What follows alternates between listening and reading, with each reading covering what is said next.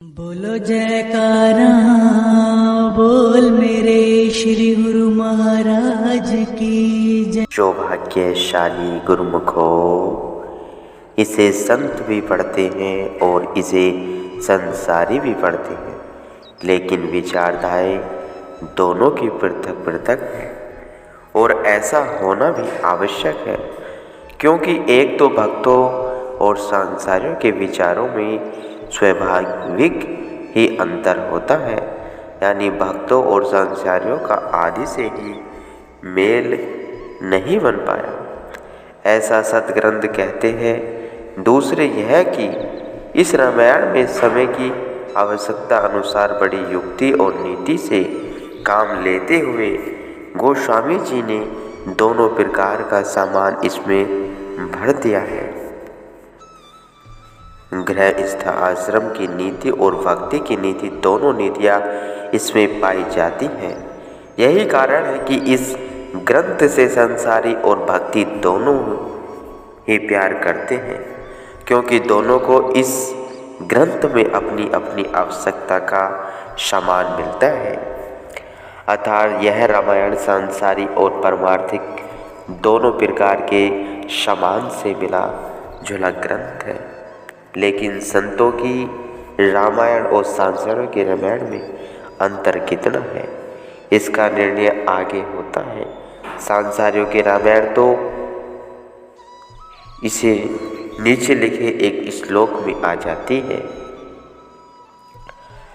आधो राम तपोवन आदि कमन हत्वा मृग कंचन वेदे हरण जटायु मरण सुग्रीव संभाषणम। अर्थात आदि में राम हुए हैं और वे तप करने के निमित्त वन को चले गए। वहाँ से वे स्वर्ण के मृग को मारने गए। पीछे से रावण सीता जी को हरकर ले गया। जटायु ने रावण के रथ को रोककर मुकाबला किया, परंतु रावण के हाथों में जटायु मारा गया। तब सुग्रीव से मैत्री बांधकर बाली का वध किया। तब महावीर जी को समुद्र पार भेजकर लंका को जलाया। बाद में रावण और कुंभकर्ण को मारकर सीता जी को वापस अयोध्या में लाया। यही रावण का तत्व है, ऐसा संसारी मानते हैं। यानी श्री राम अवतार से लेकर उनके राज्य तिलक तक संसारियों की रामायण समाप्त हो जाती है। अर्थात संसारियों की दृष्टि में इस कहानी का नाम ही रामायण है। लेकिन संतों की रामायण तो बड़ी विशाल है। रामायण के 7 कांड है। पहला बालकांड, दूसरा अयोध्या कांड, तीसरा अरण्य कांड, चौथा निष्कंदा कांड और 5वां सुंदर कांड, छठा लंका कांड और 7वां उत्तर कांड। इन 7 कांडों में जगह जगह पर भक्ति और परमार्थ का सामान जो गोसाई जी ने भरा है। तेलिया बुद्धि रखने वाले बुद्धिमान अगर उसके एक एक अंग का विस्तार करे तो न जाने कितने ग्रंथ रचे जाए। बुद्धिमान अगर उसके एक एक अंग का विस्तार करे तो न जाने कितने ग्रंथ रचे जाए। सत्य यह है कि तुलसी ग्रंथ रामायण भक्ति और परमार्थ का समुद्र है। जैसे समुद्र में गोता लगाने वाले उसमें से बहुमूल्य मोती निकाल लेते हैं, ऐसे ही परमार्थी विचार अथवा रूहानी दिमाग रखने वाले संसारी जीव जब दीर्घ विचार के साथ इसको पढ़ते हैं तो वे निहाल हो जाते हैं और उनके अंदर ज्ञान, वैराग्य और भक्ति की विचारधाराएं प्रफुल्लित होती है। क्योंकि इस ग्रंथ के अंदर जहाँ श्री राम अवतार की सुंदर कहानी और सगुण लीलाएं तथा चरित्र है, वहाँ इसमें ज्ञान, वैराग्य, योग और भक्ति के गूढ़ रहस्यों का खजाना भी मौजूद है। लेकिन हर एक मनुष्य अपनी ज़रूरत को देखता है और अपनी अनुकूलता का सामान चुनता है। सांसारियों की आँख अपनी है और भक्तों की नज़रें अपनी है। जिसकी जैसी दृष्टि होती है वह वैसा देखता है। इसमें आपत्ति की कोई बात नहीं, बल्कि भक्त तो उस राम कहानी को भी परमार्थिक दृष्टि से ही देखते हैं। ऊपर वर्णन किए गए हैं सातों कांडों में जगह जगह पर गोसाई जी ने सत्संग भर दिया, परंतु फिर भी बालकांड के आदि तथा उत्तरकांड के अंत में जो सत्संग की गंगा बहाई गई है, इसको कितने विरले संत ही जानते हैं। हमारे गुरुदेव तीसरी पातशाही जी महाराज जी का जमाना था।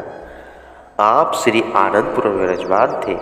एक दिन इस दास को अपने निकट बुलाकर फरमाया कि तुलसी ग्रंथ रामायण एक महान परमार्थिक ग्रंथ है।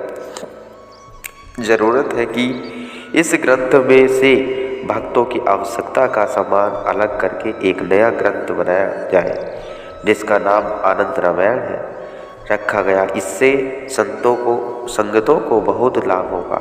यह मौज थी जो स्वाभाविक उस समय उठी और यह सेवा दास के जिम्मे लगाई गई। सो इस दास ने उनकी अपार दया से उनकी बख्शी हुई शक्ति की सहायता से लेकर अपनी बुद्धि अनुसार इस पवित्र ग्रंथ के पहले 4 भाग बनाए वह छपवाए थे। अब श्री मौज अनुसार पहले 3 भागों को आनंद रामायण भाग पहला तथा चौथा भाग को आनंद रामायण भाग दूसरे के नाम से प्रकाशित किया। मेरे अपने विचार अनुसार जैसे नदी के पार जाने वाली नैया को अनुकूल पवन सहायता देती है, ऐसे ही जो लोग संसार सागर से पार जाने के लिए भक्ति की नाव पर सवार हैं, उनकी नाव को पार ले जाने के लिए आनंद रामायण का यह दूसरा भाग अनुकूल पवन सिद्ध होगा। इसमें क्या है, संपूर्ण उत्तरकांड का सारांश है इसमें भर दिया गया है और उत्तरकांड के सारा सत्संग से भरा हुआ है। इस दृष्टिकोण से यह दूसरा भाग पहले भाग से अपनी विशेषता की हैसियत रखता है, यानी यह अपनी हैसियत के हिलाज से सत्संग की एक अलग पुस्तक तैयार हो गई। इसमें भरत मिलाप के अंदर भरत जी का अत्यंत प्रेम राज्य में महावीर जी का रत्नमाला तोड़ा, अंगद जी की भक्ति और श्री राम सनकादिक संवाद, संतों के दर्शन और सत्संग की महिमा का वर्णन, श्री राम भरत संवाद, संतों और असंतों की करणी में विचार पूर्वक वर्णन किया। श्री राम जी का अयोध्या वासी को उपदेश, जिसमें मनुष्य देही की विशेषता और गुरु की जरूरत पर जोर दिया गया है। गरुड़ जी का मोह तथा उसके दूर करने का निमित्त उनका काकभूषणी जी के सत्संग से लाभ उठाना, शिव जी महाराज जी का वैराग्य और त्याग अथवा उनका हंस रूप धरकर काकभूषणी जी का सत्संग सुनना, काकभूषणी लोम्स ऋषि संवाद में भक्ति की विशेषता का वर्णन, ज्ञान वैराग्य योग विज्ञान आदि का स्वरूप ज्ञान दीपक का निर्णय ज्ञान से भक्ति की विशेषता का वर्णन, गरुड़ जी के सप्त प्रश्न और उनका विस्तार पूर्वक उत्तर, जिसके अंदर यह बताया गया है कि 84 लाख योनियों में सबसे उत्तम देही कौन सी है, संसार में बड़ा दुख क्या है और बड़ा सुख क्या है, अथवा सबसे बड़ा पुण्य क्या है और बड़ा पाप क्या है, संतों और खोटे पुरुषों के लक्षण क्या है, मानसिक रोग क्या है और उनका इलाज क्या है, अथवा भक्ति, चिंतामणि और संसार के मोह, कंगालपन तथा मन का अंधकार इत्यादि अनेक प्रसंग हैं, जिनका निर्णय इस दूसरे भाग में किया गया है। इसके अतिरिक्त समय समय पर अपने गुरु दरबार से सत्संग में जो कुछ सुना गया है, उन परमार्थिक वचनों को भी उचित स्थान देकर साथ जोड़ दिया गया है, जिससे इस दूसरे भाग का महत्व और भी बढ़ जाता है, ऐसा मेरा विश्वास है।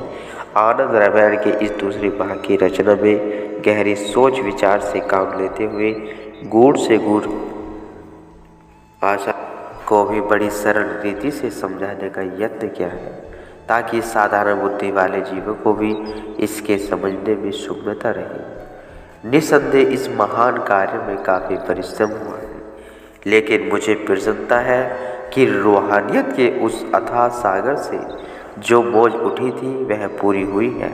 आज मैं प्रसन्न हुआ और आशा करता हूँ कि मेरे सत्संगी प्रेमी सज्जन इससे पूरा लाभ उठाकर अपना 84 को सही मार्ग में भक्ति मार्ग से सुधार पाएंगे और नया जीवन होने से बचाएंगे। गुरुमुखो।